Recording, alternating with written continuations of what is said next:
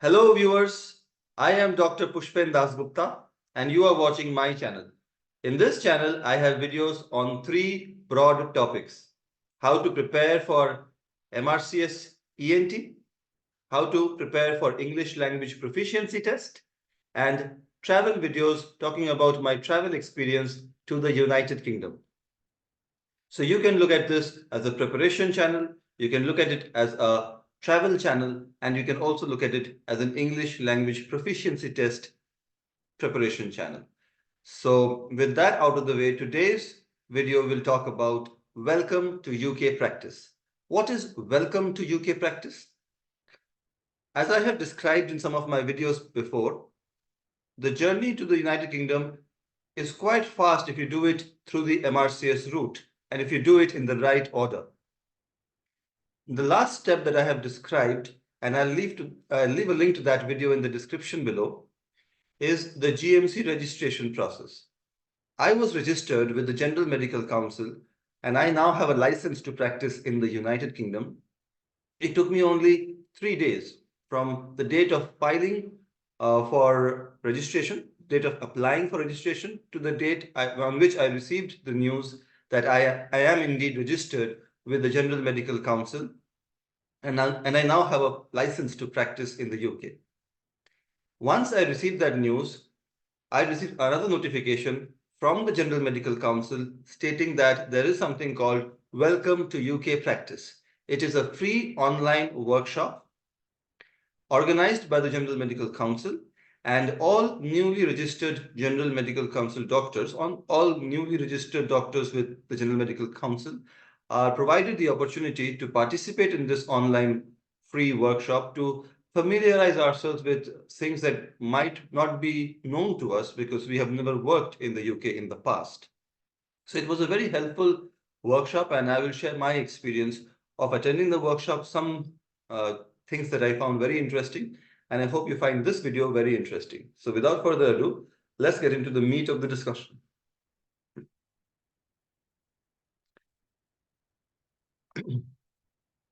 The first thing that we learned during this workshop is how you should begin the communication with the patient. You should always start by saying, hello, my name is Dr. Puspen Dasgupta, if your name is Puspen Dasgupta, like my name is. But on a serious note, you should always introduce yourself before you start treating the patient, because that helps the patient understand who they are communicating with. It helps in building rapport, and also it assuages some of the concerns that the patient might have. And of course, when you are communicating with the patient knows where you are on the hierarchy of the healthcare team, right? So you can introduce yourself as a medical student if you're a medical student.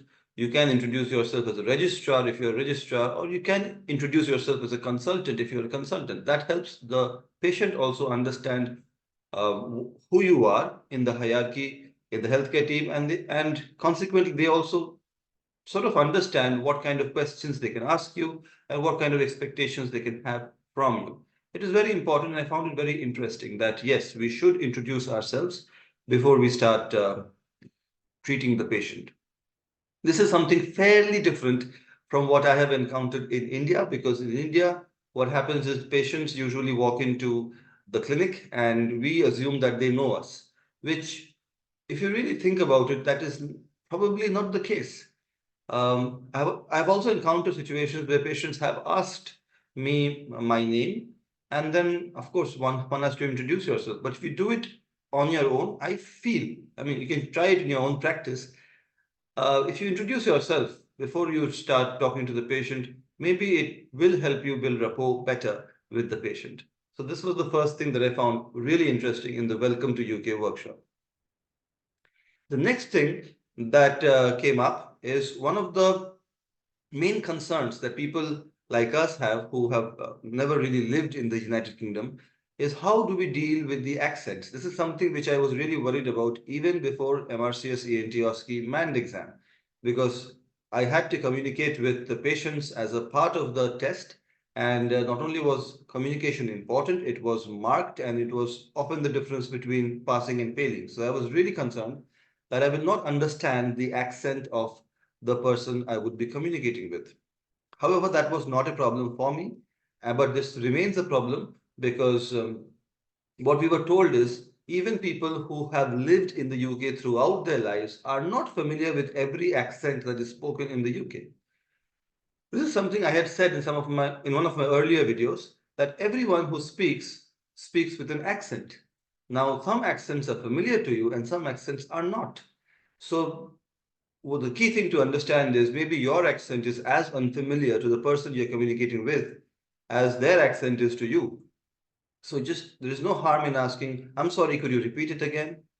And there are some English idioms which are, even if you consider yourself to be extremely knowledgeable in English, which I certainly am guilty of, there are some idioms that can trip you up. For example, do you know what it means to spend a penny? I certainly did not. And of course, it does not literally mean to go and spend a penny. Spend a penny in colloquial terms means to go to the urinal, because traditionally one had to pay a penny to access public toilets. So this is quite interesting, I felt. Moving on, the next thing that we encountered was something called a Caldicott guardian. Caldicott, Caldicott, guardian. Caldicott guardian. So we were given a scenario. Imagine a busy accident and emergency. You are the doctor in the accident and emergency. A teenage boy has come to the accident and emergency with a cut injury over his wrist. There's a cut injury over the wrist, and you are trying to take history, but the patient is not forthcoming. They are not willing to tell you the cause of the injury, but then you repair the cut injury and then you send the patient home. A few A few hours later, a few minutes later, two cops show up in the accident and emergency, and they tell you that a murder has occurred in the neighborhood, and they are looking for a teenage male suspect. So they want you to tell them about all the teenage male patients that may have turned up in the accident and emergency in the suitable time frame from when they are suspecting the murder occurred. Maybe 2 hours from that time, from that moment, in the last 2 hours. So, as a doctor, what should be your response? On the one hand, murder has happened in the neighborhood, which is very serious. The police are looking for the suspect, and as a good citizen, you should help the police. But you also have something known as your obligation to protect patients' data. So, data confidentiality is a very big deal, and you have to be very careful about not disclosing patient data unless it is absolutely necessary to do so. So in the UK, there is something called Caldicott guardian. Caldicott guardian is someone who is responsible for ensuring that patient data confidentiality is maintained. And I believe every hospital in the UK has someone like that. If the person is not accessible, then there are a lot of guidelines provided by the General Medical Council regarding how you should approach the situation. But the key thing that you should not do is immediately disclose the details that the police are looking for. Talk to a senior, figure out the appropriate response. Don't be rude to the police. Nobody is asking you to be rude to the police, but just tell the police that you need to talk to somebody and then figure out exactly what you're supposed to do. And then, based on the situation, you should go one way or the other. For example, if there is a court order, if the patient is a threat to public life, then of course you have to disclose the patient's data. But again, it's good to go through the guidelines, talk to a senior, and figure out the appropriate response. This again was very enlightening because patient confidentiality, even when the police are looking for it, is something which it is your duty as a doctor to protect the confidentiality of patient data. The next thing that came up was something called chaperone, Chaperone, chaperone. So it is something, again, the scenario was given to us that if you are performing an intimate examination, do you always offer chaperone to the patient? Now, what is a chaperone? Chaperone is somebody who is impartial and is protecting the well-being of the patient, essentially. So who can the chaperone not be? A family member of the patient cannot be a chaperone. And more importantly, what do you mean by intimate examination? Now, as doctors, the moment we hear intimate examination, we tend to think of examining inguinal hernia, perhaps, or examining maybe anal fissure. But no, the definition of intimate examination is not for us to decide. It is for the patient to decide. What is considered to be intimate for you may not be intimate for the patient, and vice versa. You might think that examining the oral cavity using a tongue depressor is not at all intimate, but the patient may think it is intimate. You might think examining the ear is not intimate, but the patient can think it is intimate. You might even think that just taking history is not intimate, but the patient might think being in the same room alone with the doctor is quite intimate. So you have to respect the patient's wishes at all times. And at all times, you have to provide the patient with an option of having a chaperone. And if there is no possibility of providing a chaperone, for example, you're going on a home visit, then where will you find a chaperone? You can't take a chaperone with you when you're going for a home visit. Then you have to document clearly that chaperone was offered but wasn't available, or it is not feasible to offer a chaperone at this time. You have to clearly document the circumstances, because as in UK practice is something true for India practice also. If you haven't documented something, it will not be counted as something that has happened. If you didn't document it, it didn't happen. A very nice line that I had come across during my post-graduation was, when there is a medical legal case against a doctor, good notes are a good defense, poor notes are poor defense, and no notes is no defense. So documentation is very important. Okay, the next clinical scenario, which is again an ethical dilemma, was proposed to us. This is a scenario where you have treated a patient. They have fully recovered. They're extremely happy with your services. So as a sign of gratitude, they have brought a box of chocolates for you. As a doctor, will you always accept this box of chocolates? Will you sometimes accept it, or will you never accept it?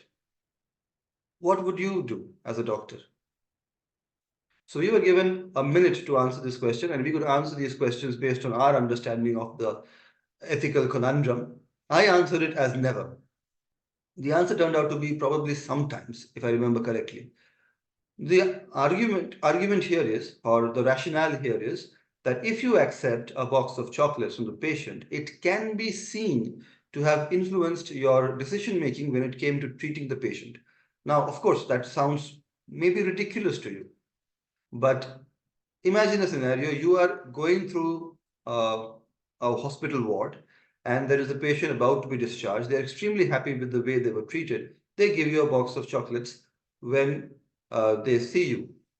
And there is a patient lying next to the same patient, and this patient now feels, oh, maybe this is what is normal here. Once I get discharged, I have to give the doctor a box of chocolates. What if it is an expensive box of chocolates? What if the other patient cannot afford it? That patient will feel bad. But more importantly, it can be seen to be influencing your performance. It can be even, in extreme situations, it can be perceived to be a bribe.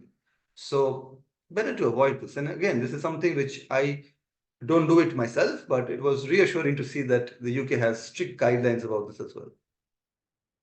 Moving on. Okay, so another clinical scenario. So this was a fill in the blank scenario. We had to fill it with either must or should. So in this scenario, your niece blank be registered with a GP who is not a family member.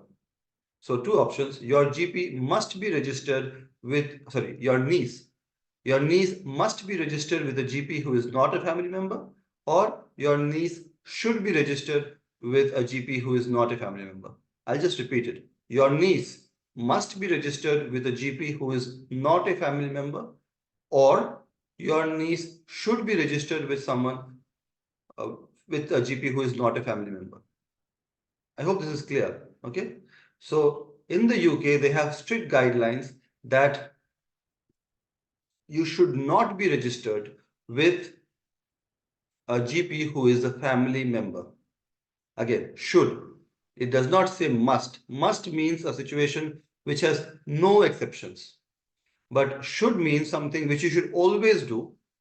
And if you're not doing it, you should have a very good reason for not doing it. So, what can be a very good reason for registering with a GP who is a family member?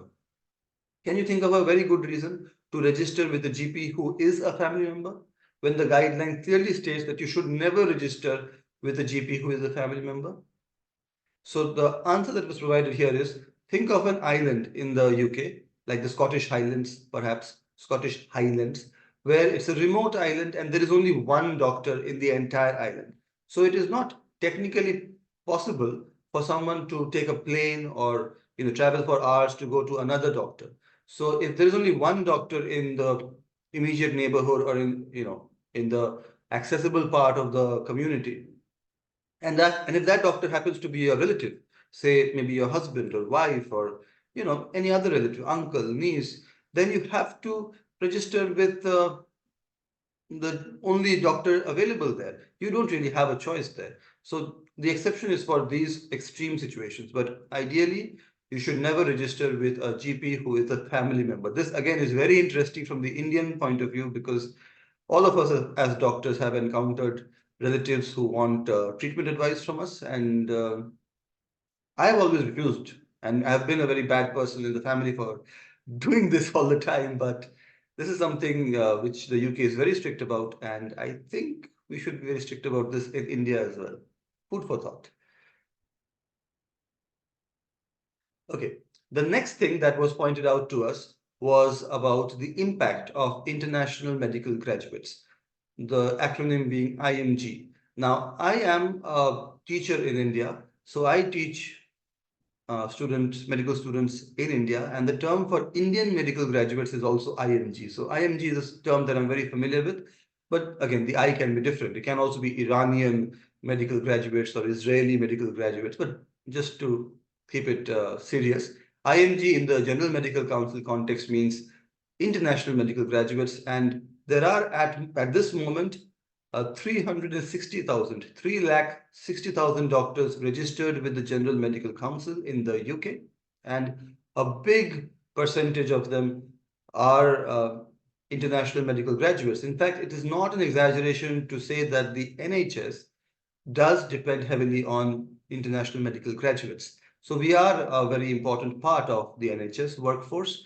and we do, in the workshop at least, we were told that we are a very important part, and we should not feel that we are not at par with the doctors in the UK, and we should, instead of focusing on the difficulties that we might encounter by working in a place which is unfamiliar to us, we should try to focus on the things that we are bringing to the table that maybe someone in the UK may not be able to do so.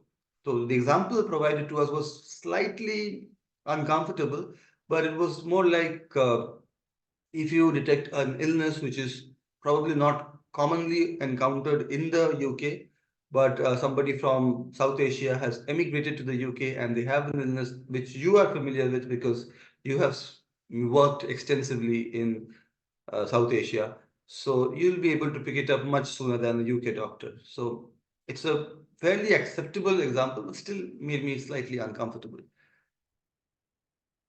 The next thing that was discussed was something called the next thing that we had was a situation where our patient is complaining of itching all over the body, and you go to the patient and you ask them what happened, why do you feel this, and the patient says, I don't know, but I'm really feeling nauseous and I'm feeling like I'm feeling itching sensation all over the body. So you go and check the records and you find that the patient has a known allergy to amoxicillin, but he has received amoxicillin. So what should you do as a doctor? So there is something in the UK called the rule of candor, where you have to accept the mistake and you have to remedy the mistake, and you also have to express, in my opinion, I think this is not part of the guidelines, but I think it is definitely important that you should take the remedial steps to ensure that this does not happen again. But the patient safety is the priority. You should apologize to the patient, reassure them that this will never happen again. and take all the remedial actions, provide the medicine that will get rid of the itching sensation in this case. So this was a good situation. Another very important and very funny situation, but very important situation was there is a patient who in a care home, elderly care home, who is singing very loudly and disturbing the other people in the room.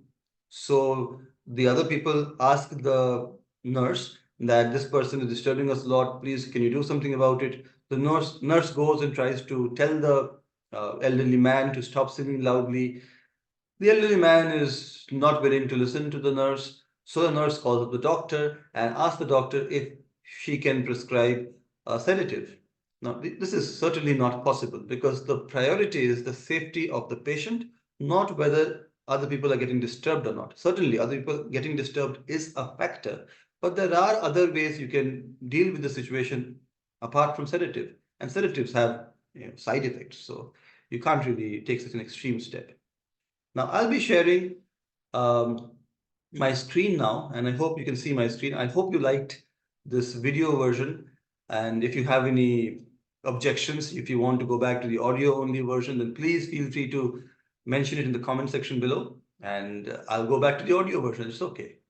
But I hope you like this. And I just want to tell you one thing, that once you move to the UK, there are many things that will appear new to you, including the accent and the how the NHS works, various new guidelines that they have, which maybe you don't have where you are currently working, but it has been difficult for everyone. There was a very nice montage where doctors who had joined NHS shared their first thoughts, the first insecurities that they had. So a very nice thing that I heard was, once I moved to the UK, everything was very expensive. And as a junior doctor, I was not getting much money, but things improved with time. Um, I guess everything in life boils down to figuring it out as you go along. So I don't really want to get too philosophical here. I just want to end this video with sharing my screen again. I hope you like this video. I'll just share my screen here. Is this the thing? Yes. So,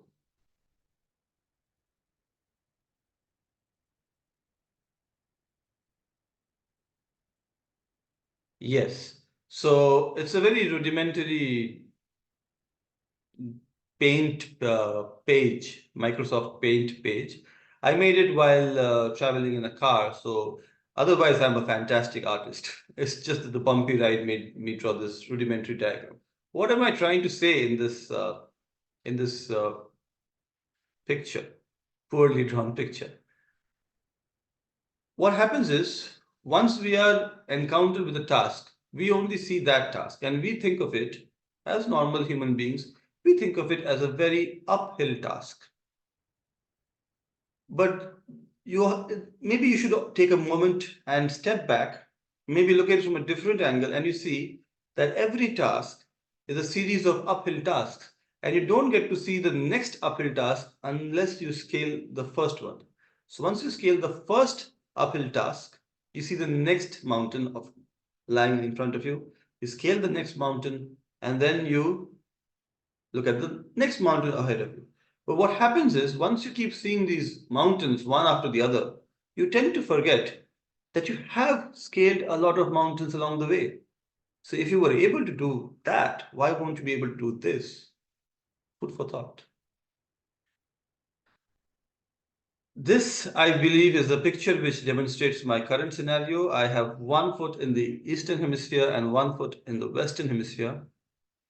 And I'm currently registered with both the General Medical Council and a medical council in India. So technically I can practice in both places.